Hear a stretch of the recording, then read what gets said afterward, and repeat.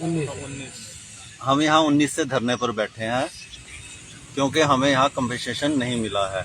जो ज़मीन यहाँ एक्वायर की गई थी, जो गवर्नमेंट ने रेट फिक्स किए थे और हमें वो एक्सेप्टेबल थे, और इन्होंने वो रेट फिर आधे कर दिए, और आधे का भी इन्होंने कुछ परसेंटेज दे के लोगों को ज़मीन अपने नाम करवा लिया फील्ड लेवल लेके, और उसके बाद ये आर्बिट्रेटर कोर्ट में चले गए जहाँ से इन्होंने स्टे ले लिया पैसा नहीं देने के, और ज़मीन पर काम इन्होंने चालू रखा।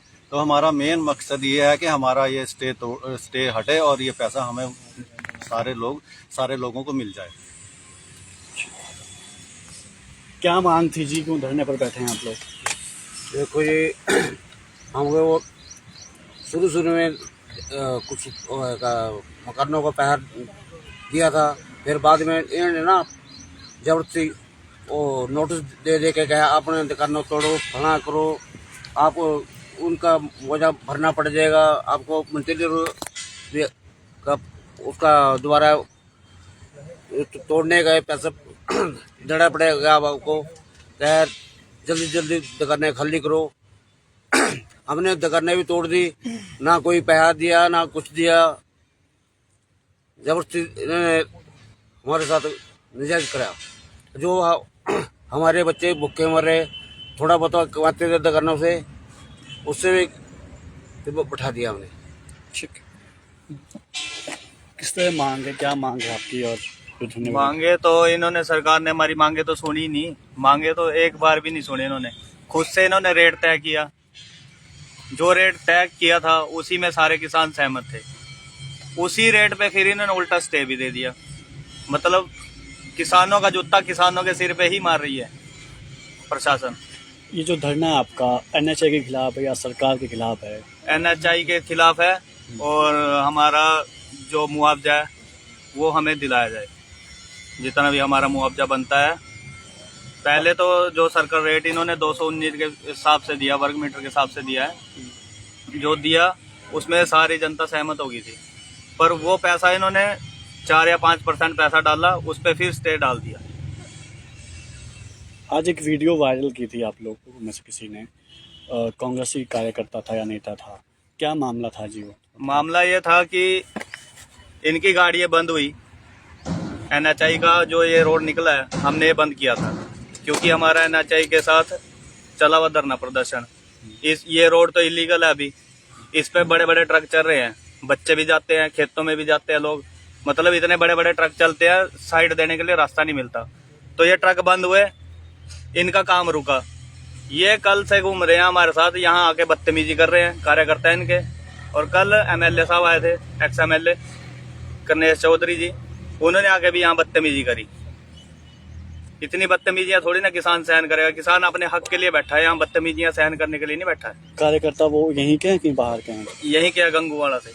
आपके गांव की? यहीं से है। उनकी लैंड भी आती है? उनकी लैंड नहीं आती इधर।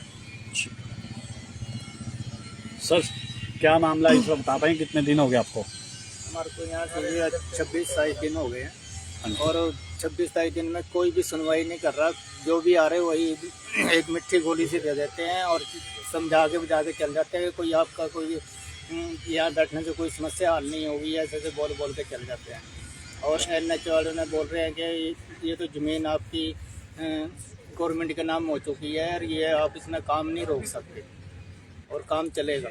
लेकिन ज़मीन तो नाम होगी है, लेकिन ऐसे कैसे नाम होगी है कि बगैर उससे किसानों की सहमति से कैसे नाम होगी ना? क्या ये अगर कोई ज़मीन खरीदेगा या बेचेगा तो वो उससे तहसीलदार जी कई बार पूछेंगे आपकी पेमेंट होगी या पेमेंट होगी है। अगर वो हाँ करेगा तो अब ये नाम होगी। तो ऐसे कैसे इनके नाम होगी है कि इन्होंने ज़बरदस्ती है नीचे से लेके ऊपर तक एक पूरा सरकारी डिपार्टमेंट क्या एक NH को नहीं दबा सकते? एक अकेला ही NHI के जो मतलब ये स्टे लगा रहे हैं जो जमीन किसानों की पेमेंटों पे, उनको ये भी मालूम होना चाहिए कि भाई स्टे जब ऊपर का सर्कल रेट भी इन्होंने बनाया है, सब कुछ इन्होंने किया है, और उसके बाद फिर भी स्टे लगा दी इन्होंने। अब किसान भाई क्या करेंगे? क्योंकि वो केस लड़ेंगे या अपने बीवी बच्चों को पालेंगे या अपना खाना खर्चा करेंगे या केस लड़ेंगे? आप सरकारी डिपार्टमेंट को सोचना चाहिए ना ये। कि वो केस लड़ेंगे या अपनी मेहनत मजदूरी करेंगे। अब 60 साल की उम्र होने पे आ रही है कि वो मजदूरी करेंगे अब इस उम्र में। एक तरफ तो कहते हैं कि किसान अन्न देवता है, दूसरी तरफ किसानों को धोखा दिया जा रहा है, उनकी ज़मीनें भी छीन ली गई और ऊपर से अब करे तो करे क्या करें, ना तो हम किसी खेतों में काम करने योग्य हैं, उनमें पत्थर भी डाल दिए, कंकर मिट्टी डाल दी, इसमें क्या कर सकते हैं इसमें हम। सर एक छोटा सा सवाल है, जब आप लोग धरने पर बैठे हैं, हाँ जी, इस संबंध में आपने सरकार से कोई पत्राचार किया हो या कुछ ऐसा भी हुआ है? हमने ऑफिशियली सरकार से तो कोई पत्राचार नहीं किया, परंतु हमने यहाँ जब गवर्नर साहब धौला कुआं में आए थे उनको भी इस बारे में अपना एक पत्र दिया था इसकी समस्या के बारे में, और किसी को हमने इसके बारे में। कल मंत्री जी का दौरा था पांवटा साहिब, तो मीडिया ने सवाल किए थे कि लोग धरने पर बैठे, हमने खुद सवाल किया था। उनका कहना था कि सरकार पूरी सहयोग करेगी लेकिन हमें जानकारी नहीं है इसकी। तो इस मामले के इस बारे में तो मैं क्या कह सकता हूँ इसके बारे में, क्योंकि डेली हर कोई ना कोई न्यूज़ या पेपर में इसके बारे में आ रहा है। यदि इसकी वो जानकारी के बारे में मना करते हैं तो ये मैं उनकी इग्नोरेंस ही बोलूँगा कि वो हमारे को अनदेखा कर रहे हैं इस बारे में। धरना कब तक जारी रहेगा? धरना तो ये तब तक रहेगा जब तक हमारा पैसा नहीं मिल जाता, अदरवाइज तो बाद में तो यदि ये सड़क चालू होगी फिर किसने पूछना है।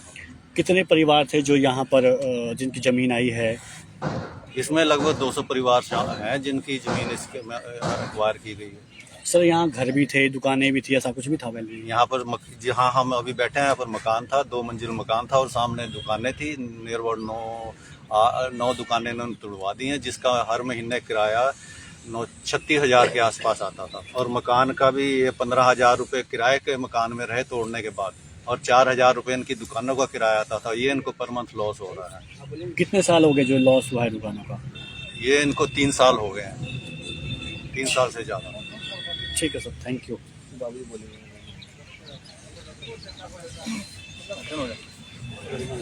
जी अंकल। जी हम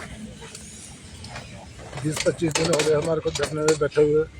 कल गणेश जंग के यहाँ से ट्रेले जाते थे और ट्रेले जाने से हमने यहाँ से रोक दिए उनको। तो कल उनके पहले चमचे आए, उन्होंने धमकियाँ दी, फिर गणेश जंग जी आए, उन्होंने धमकियाँ दी कि हम आपको देखेंगे कहीं रास्ते में। ऐसा थोड़ी होता है, कहीं धमकाते रहे, कैसे काम चलेगा जी? हमारा पैसा नहीं दे रहे, हमारे साथ धोखाधड़ी हो रहा है और इतनी धमकियाँ देखे गए। ऐसी धमकी देने का क्या मतलब था उनका जी? तो ये हमारी अपील है कि हमारा निर्णय ठीक जल्दी से होना चाहिए। ठीक है सर।